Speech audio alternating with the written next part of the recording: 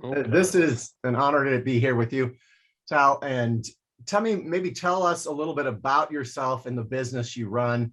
I had the pleasure of meeting you just recently at a Vistage meeting, and it was a powerful experience for me to listen to all the wisdom you shared. So it was an honor to be there. So if you could Thank you, tell Chris. maybe, yeah, thank you, the audience a little bit about yourself.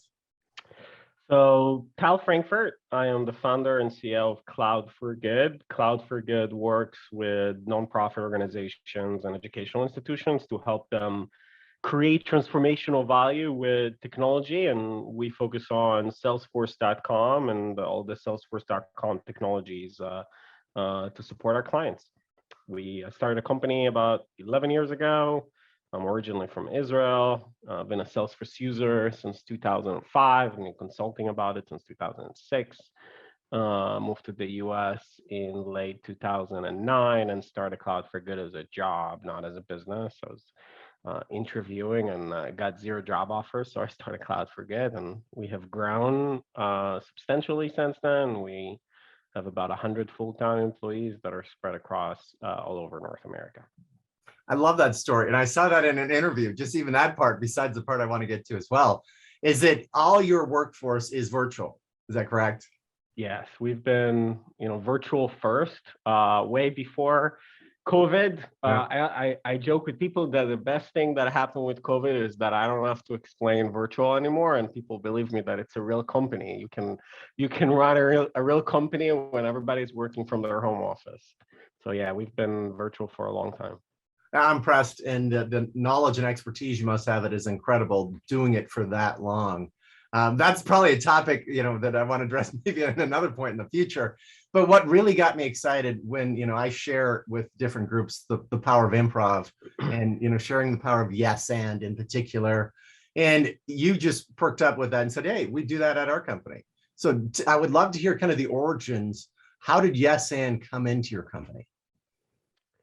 Yes, we do. We are Yes and Company. It actually was not my idea. It was one of my executives that came in one day and said, "Stop saying no to people. We're a Yes and Company, right? We want to say yes, and here's what we need to do in order to make that happen." And that really started with customers. We're in the services industry, and we want to say yes to our customers. For in our world, and Salesforce is extremely customizable. I can do whatever they want to do. I have customers.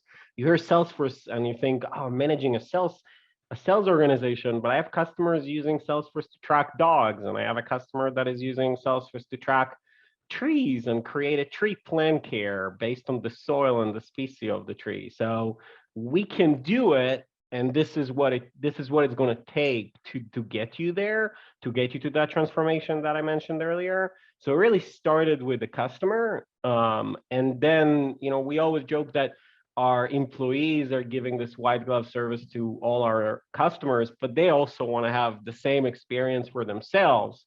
So it evolved from that to also kind of internally of yes, and this is how we're going to do it, or yes, and this is what you need to do in order to get there. And it's interesting; it's used both, top down and also bottom up. I recently got an email where I said, "Hey, I want us to double down on this line of business," and I got a yes and answer of like, "Yes, Tal, this we can do that, and we need to hire this, and we need all this stuff to make that work. Do you still want to do it?" So it's definitely, it works both ways. I love all the angles you just showed there, that it started with the customers. And I think a lot of good customer service people are already doing it with their customers. And then that you then had the transition to doing it with your own people. Because when I go into an organization, I see if I get treated poorly, I'm guessing the person that's treating me poorly is getting treated poorly. Yep.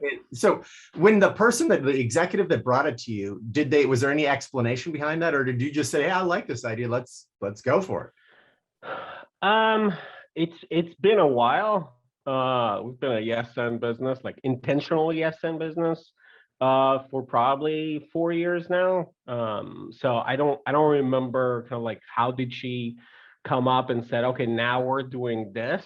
It started She runs our delivery team. She likes to say she's accountable for all our delivery work, which I love as a CEO, that description. And she just showed up one day, and I'm sure there was a discussion about it, but like she started saying yes and it just kind of slowly went through the entire organization and evolved as a company mantra. So she started saying yes, and when you first heard her say it, what did you think? Uh, I think I like to say yes to people too.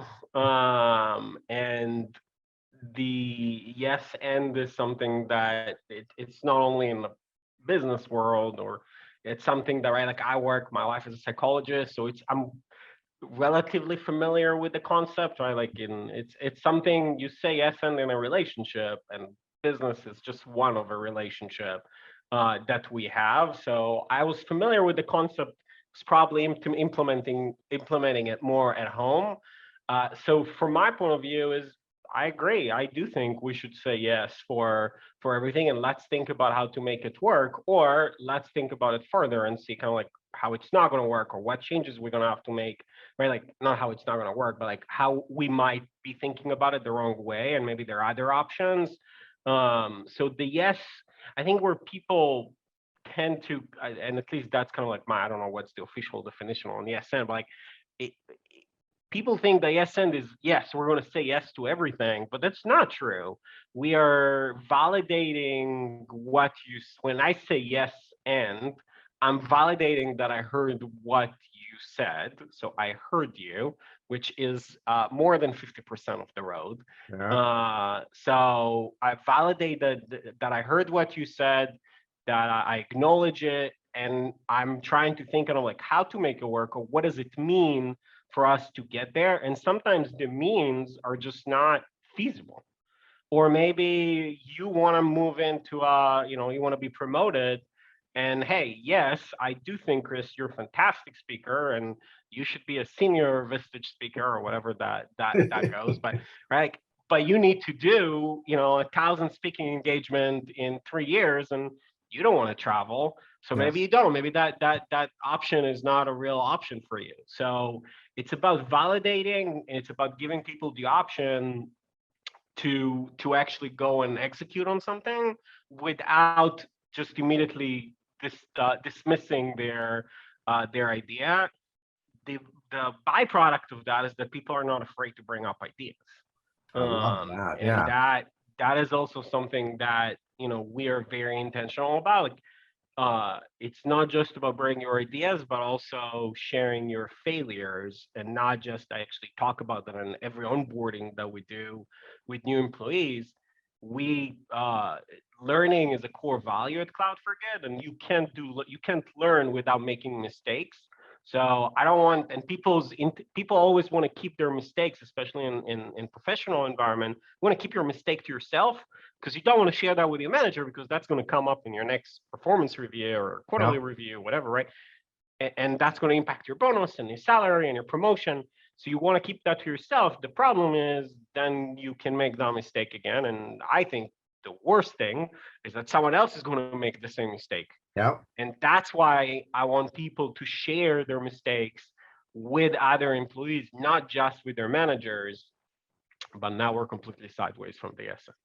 Well, you shared so much powerful wisdom in there in many ways. I want to start with the yes and then work to what you just said right there. The yes and, yeah, for me, when I teach yes and in the recipe of improv that I share for corporations and organizations, it's not saying yes all the time.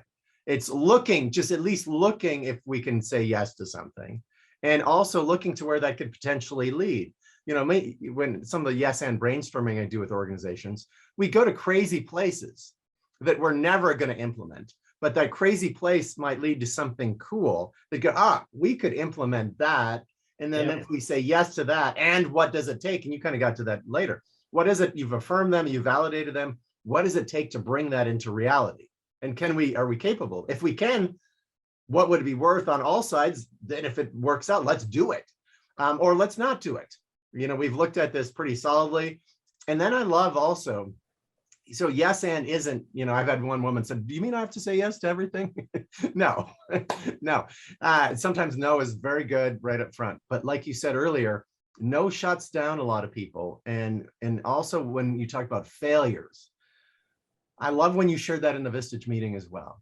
When failures, some people want to bury them, hide them in organizations. And if you're the leader of an organization, you don't want people hiding mistakes. You want to know about it right away and get a chance to deal with it before it blows up into something big.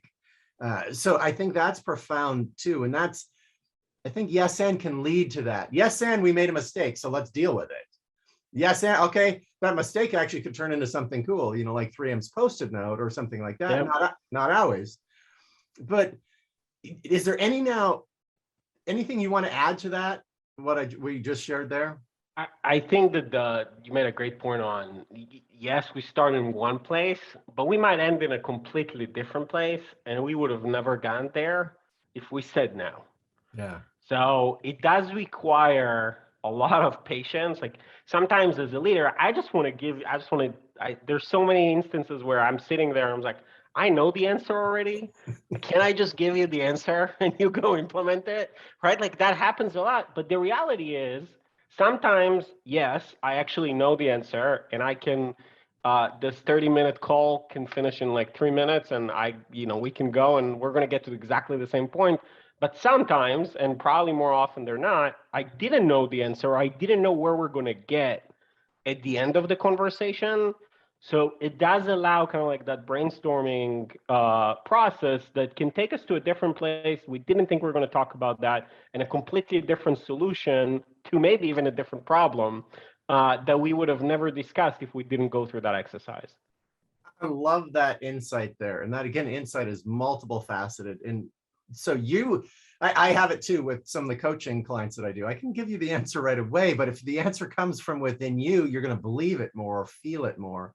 And then the sense of ownership, do you feel that's in it too? So you can sit back and let the whole group create, and they eventually come to the answer you already saw. And now the whole group owns that answer. Would that be fair? Yes, they own the answer. Me repeating it out loud allows me to own the answer too. Yeah, okay, I love that. It's about both sides. Again, this is a relationship, and in a it's on both sides. Me stopping and listening and reflecting, kind of like what I heard, allows me to be more engaged in that conversation and be part of the solution, and not just, send the solution to them to implement. So yeah, I agree. That brings everyone together. I love that you said what you said there, brings everyone together. And so, yeah, let me touch this first because you're taking me in so many tangents that I love. Sorry, I'm so many different directions. I'm a tangent guy too, so I'm right with you, Tom. So what I heard there is this. I'll actually do this one first. I mean, for yes and is beneficial to relationships, whether personal or business. Would you say that would be true? I absolutely agree. Yeah. So then the other side you hit on is that you might know the answer right away and you could have given it in 3 minutes, but you might miss out on a solution or interesting thing to a whole different problem that creates maybe even a whole business section or, marketing product. And is that true? Yes. Yeah. Okay. Yeah. So I see that, and not a lot of people see that. Now let's solve this thing right now. But if you let them get ownership in it, reaffirm by saying, repeating it as you did with great listening skills, yes to that, other ideas popcorn out of that as well that could be maybe even better than the original solution you were talking about. And your patience not to just jump in and give it, meaning it all comes down from you, is very different than when it just bubbles up and everyone feels kind of an ownership of it because we all created this together. It's and we're giving Vistage shout outs, but like, it's very similar to the issue processing that the Vistage has, right? Like we first tell about the issue, then we ask, and then we reaffirm, is this really the issue that we're trying to solve, right? So like that the yes and allows the listening, and I think a lot of, especially in today where there's so many, I have 3 screens in front of me, right? There's so many disruptions that I have. Plus, I think I already know the answer a lot of the time. that is a problem, right? Like, so like taking the time to listen, reflect, not automatically dismiss someone else that can take us to, that will help business success at the end. I love that. I love so much of what you shared. And I want to touch on this too, or ask this question of you. How did you, once you took a hold, you said yes to the yes and idea. So you said yes and a yes and how how did you implement it into your organization? Was there a formal process or what happened in the implementation? There wasn't a formal process. We actually formalized it only recently, where we started adding kind of like professional development. We brought in a speaker that gave us a presentation about feedback, and we made sure that yes and is part of the curriculum that she's implementing. So it only has been implemented in the last year or two. But before that, and we're a smaller company, we move fast, not everything gets extremely formalized. The reason why people adopted it is because we used it, and we used it top down, and we kept doing it with our direct reports. And my direct report that brought that up did it with me too, in front of other people, which was very right. Like, that helped in implementing and kind of like creating that change. So I think when people see something being used, and when I am as a leader asking using the same method, they adopt it. We say the same thing kind of like when we do when we implement CRM, right? We go through this like extremely expensive implementation, and then the CEO is asking for a spreadsheet of their last report. And I was like, well, why'd you ask for the spreadsheet? We just like, you just paid us hundreds of thousands of dollars to implement it. Then they're all going to track all the stuff in a spreadsheet. They're not going to put that in the CRM. It's the same thing here. If I want to implement, if I believe in something, I'm going to do, if I'm asking everyone else to do that, I should start doing it myself. And when they see me doing it and they see other people doing it, they're going to adopt it in their subconscious as well.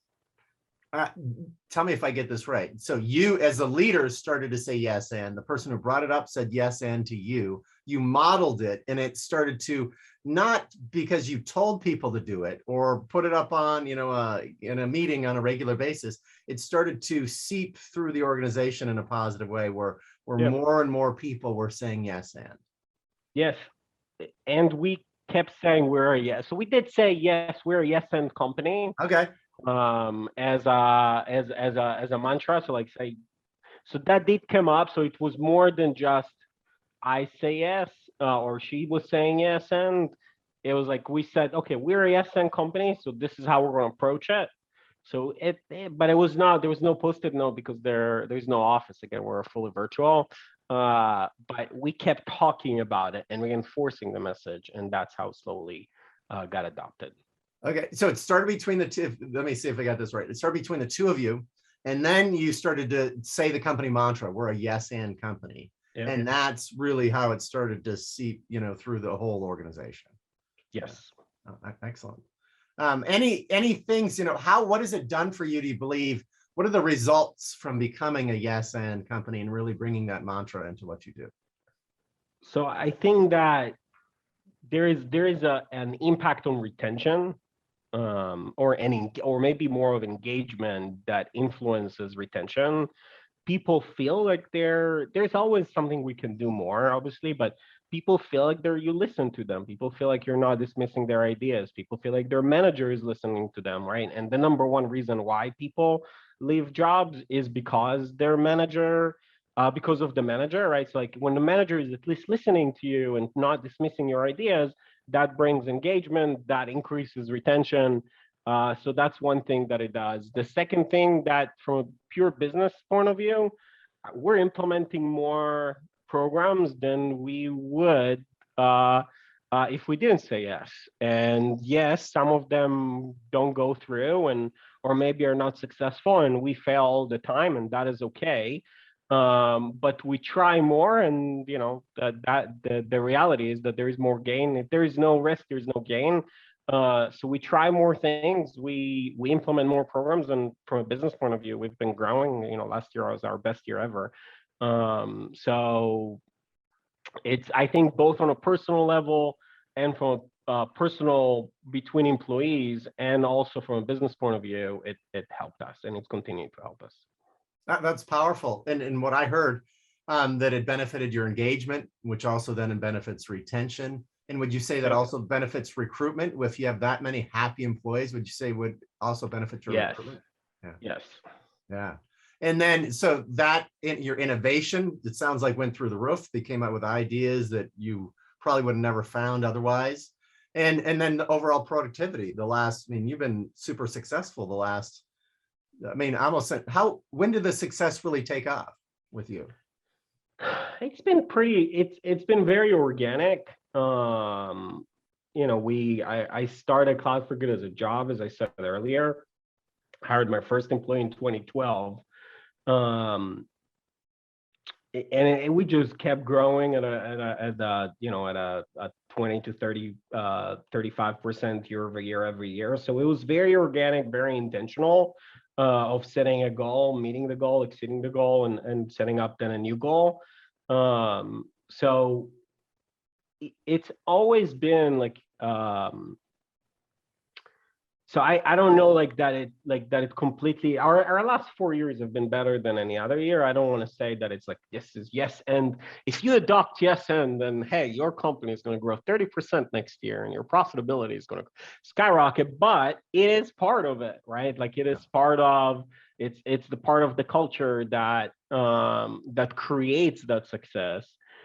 It's a mentality, right? Like it's a mentality of like, I get all these emails. I rarely say no in general, right? Like you ask me, hey, do you want to do an interview? Sure, I'll do an interview. We'll have a conversation for 30, 45 minutes. Like there is no harm in that. And I think people need to adopt. They're like, oh, well, why are you responding to that person on LinkedIn? I was like, I don't know.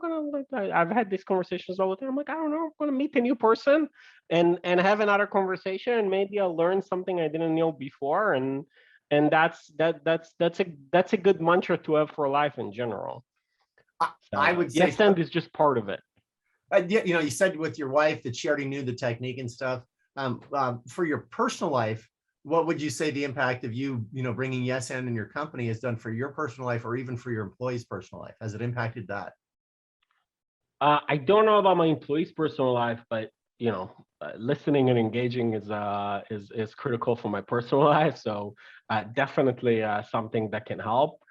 I think can always be more intentional about it. I think we're very intentional about stuff in our professional life. We can try to be if we can be as intentional in our especially as CEOs, we can be as intentional in our personal life as we are in our professional life. Life's going to be better.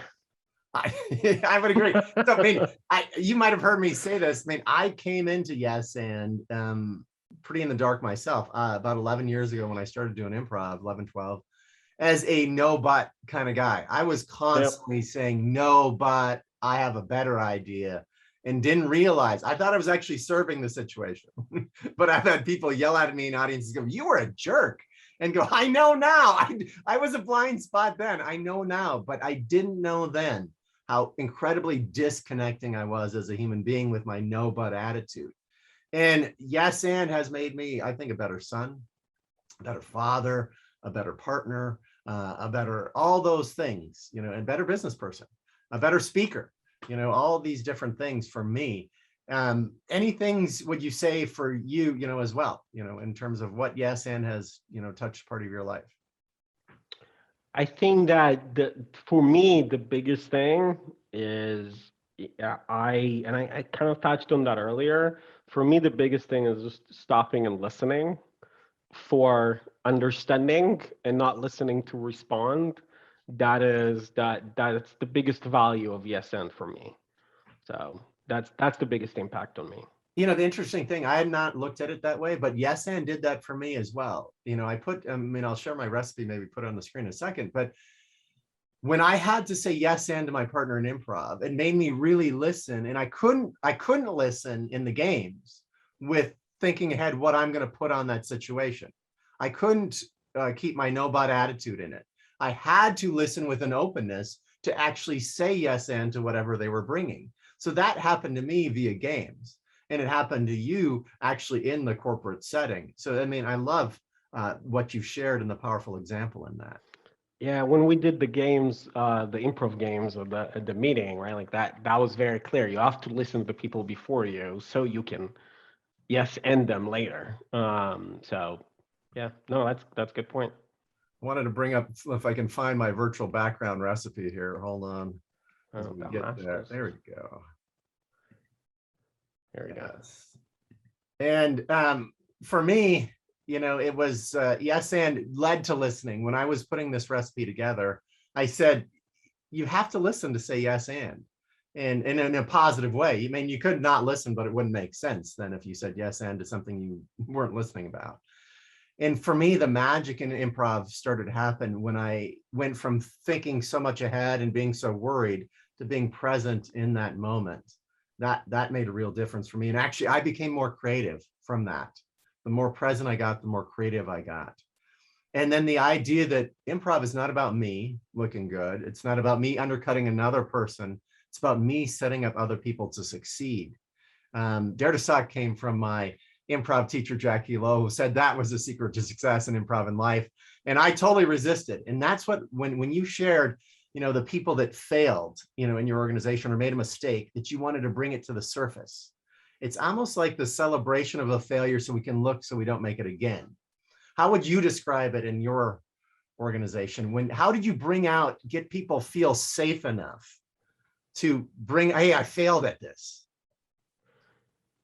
So the sharing of failures really started as a feedback that we need to share more success.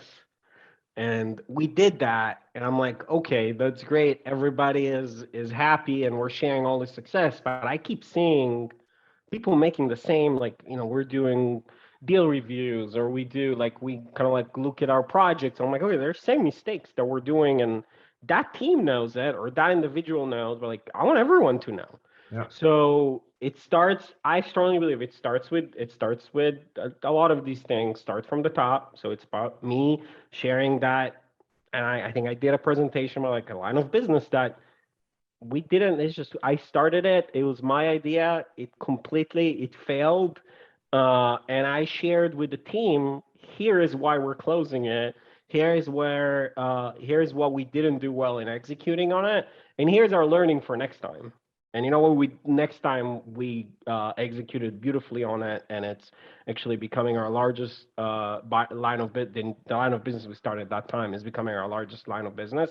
So again, I believe the same thing with ASN. It starts from the top, but then you need to show value for the rest of the company so people can adopt it. So we started having people that we knew are comfortable in sharing their success and comfortable in their skin and not afraid that they're going to be reprimanded or anything like that.